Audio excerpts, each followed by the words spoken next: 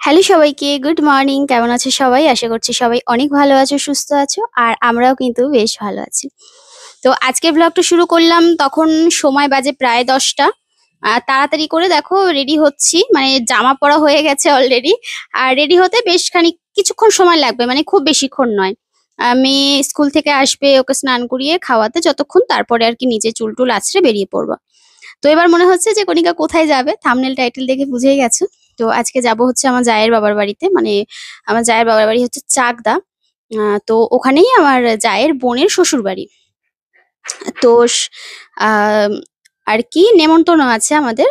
আ যেই কারণে যাবো। তো আমি যাবো কথা ছিল না। আমাকে আমার যা মানে দিদি অনেকবার বলেছিল যে, "কণিকা চলো, চলো, চলো।" মাকে বলেছিল, "কণিকাকে বলো যেতে।"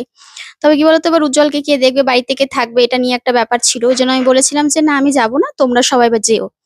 তো তারপরে মা এই কথাটা দিদিকে বলেছিল, বড়দিকে। তো বড়দি বলল যে, "ওকে যেতে বলো। আমি গিয়ে ভাইকে দেখবো।"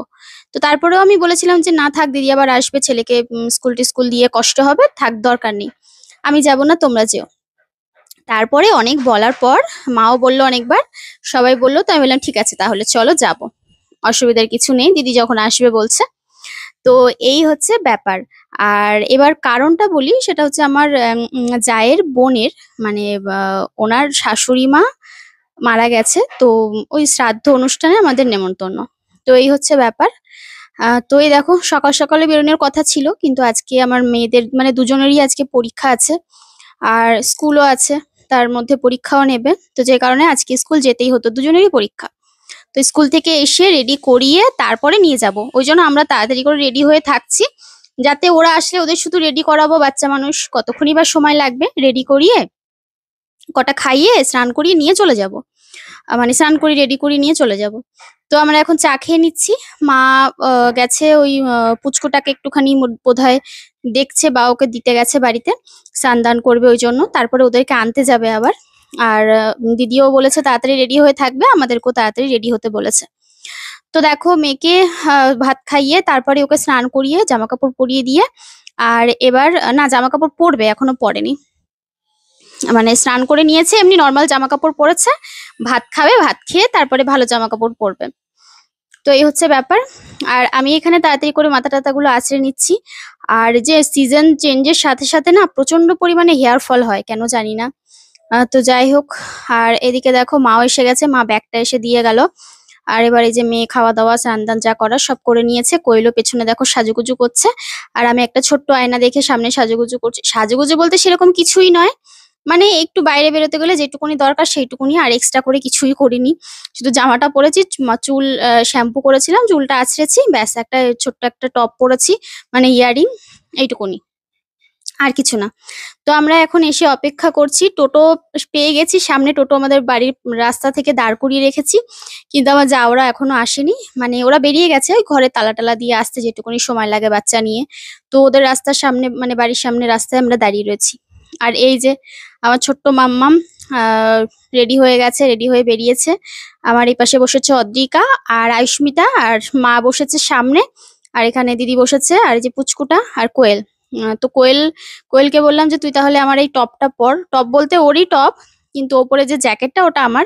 তো আমি বললাম যে, "শীত করবে? তুই তাহলে আমার ওটা পরে নে, আমার আছে।" ও বলছে, আমি জিজ্ঞাসা করেছিলাম, "তোর একটা ছিল, এখানে আছে?" বলছে, "না মাম্মি, আমার এখানে নেই।" তো আমি আবার বের করে সাথে সাথে দিলাম। তাড়াহুড়ো করে এসে টিকিট কেটে, মানে সামনে থেকে একটা ট্রেন বেরিয়ে গেছিল। তারপরে আবার সঙ্গে সঙ্গে আরেকটা ট্রেন পেলাম। ট্রেনটা ছিল তোমার ১২টা ৪০ এর ট্রেন। তো ওই ট্রেনটায় উঠলাম। আর তারপরে ওখান থেকে চাকদা স্টেশনে নেমে আবার ম্যাজিক ধরলাম। মানে ওখানে ওর ম্যাজিকই বলে ওগুলোকে। বেশ খানিকটা সময় লেগেছিল, প্রায় ১৫-২০ মিনিট ম্যাজিকে। আর তারপরে ওখান থেকে আসলাম আ জায়ের বাবার বাড়ি, মানে জায়ের বাড়ি ফেলে কিছুটা আরেকটু দূরে আসতে হয়। তো তারপরে এখানে আসলাম। তো এসে সবার সাথে আলাপ পরিচয় করলাম, কথা বললাম। তারপরে এখানে অনেকেই আমাকে ছিল যারা চেনে, মানে সবাই চেনে বলতে গেলে। সবাই বলছিল তোমার ভিডিও দেখে। এবার কেমন একটা যেন লাগছিল জানো তো, মানে লজ্জা লজ্জা করছিল। আমি ভিডিওই করতে পারছিলাম না, সত্যি কথা বলতে। তো ওইজন্য পুচকুটার সাথে এই যে সময় কাটাচ্ছিলাম এখানে এসে। আর আমার শরীরটাও খুব একটা ভালো ছিল না। তো তারপরে সবার সাথে গিয়ে আলাপ পরিচয় করলাম, কথা বললাম। সবাই খুব ভালো। আর তারপরে ওই আর কি সারাটা দিন যেভাবে কাটাতে হয় কাটিয়ে তারপরে বাড়ি গেছিলাম। বাড়ি যেতে যেতে ওই ধর অনেকটাই রাত হয়েছিল আমাদের। আর এই যে রুমটা দেখতে পাচ্ছ এটা হচ্ছে দোতলার ওপরে। এটা হচ্ছে আমার জায়ের বোনের, মানে আমারও সম্পর্কে বোনই হবে। তো ওই বোনের রুম আর কি, ওদের দোতলার ওপরে।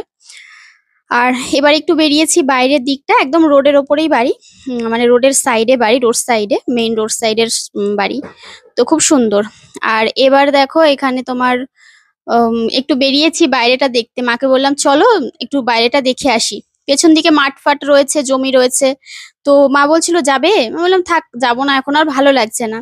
তো তারপরে মায়ের মাও অনেকবার করে বলছিল, দিদিও বলছিল যে কণিকা চলো আজকে থেকে যাও আমাদের বাড়িতে, রাতটা থেকে যাও। তো কি বলতো উজ্জ্বলকে রেখে এসেছি, তো এবার দিদি বাড়িতে চলে যাবে, ছেলেকে পড়তে দিয়ে এসেছে, স্কুল দিয়ে এসেছে, মানে স্কুল দিয়ে এসেছে আবার স্কুল থেকে এনে পড়তে দিয়ে এসে আবার ওকে আনতে যাবে, মানে যেটুকুনি সময় আর কি ওকে পড়তে স্কুলে দিতে সাইকেল নিয়ে যাতায়াত করছে, আবার আমাদের বাড়িতে আসছে আবার যাচ্ছে, এই হচ্ছে ব্যাপার। তো আমরা এই যে একটু বাইরে বেরিয়েছিলাম, আর সামনে দেখো রোড দেখতে পাচ্ছ, আর ভিউটা খুব সুন্দর। মানে সত্যি কথা বলতে পুরো যে প্রপার গ্রামও নয় আবার মানে শহরও নয়, সেরকম একটা জায়গা, মানে আমাদের ওখানটায় যেরকম, তবে এই জায়গাটায় গাছপালা বেশি, চাষবাস হয়। হ্যাঁ, মানে একটা গ্রামের ছোঁয়া তো আছেই। খুব সুন্দর। আমার জায়ের বাড়িতে যদি যেতে পারতাম তাহলে ওদের বাড়ির পুরো একদম চারপাশে মাঠ জমি, এখন চাষ, ফুল বাগান সবকিছু আছে। তো আমাকে অনেকবার করে বলেছিল চলো কণিকা চলো আজকের দিনটা থেকে যাও, মাকেও বলেছিল, কিন্তু কি করব বলো, উপায় নেই, মানে ইচ্ছা থাকলেও উপায় নেই। শুধুমাত্র উজ্জ্বলের জন্য। তো যাই হোক আমরা সবাই এসেছি কিন্তু। আর এই তো আশপাশ যে ঘোরাফেরা করছিলাম ওদেরই বাড়ি। তো এখানে একটা এই যে ফুল গাছ দেখে, আমি তো গাছপালা বেশি ভালোবাসি, তো দেখে আর কি এই ফুলটা বেশ পছন্দ হলো, কয়েকটা বীজ নিলাম, ফুলটা শুকিয়ে দেখলাম পড়ে গেছে, কয়েকটা বীজ ছিল সেখান থেকে কিছুটা বীজ নিলাম বাড়িতে গিয়ে বসাবো বলে।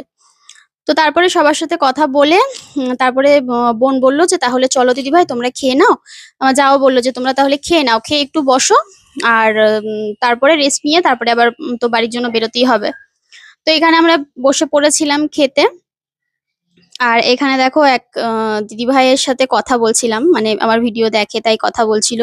আর সেই আমি কথা বলছিলাম, মুখের রিয়াকশন দেখে বুঝতে পারবে না, লজ্জা লাগছিল কেন জানি না, বলতে পারবো না। তো আমাকে ডেকেই কথা বলছিল, এই যে মাও কথা বলছিল সবার সাথে।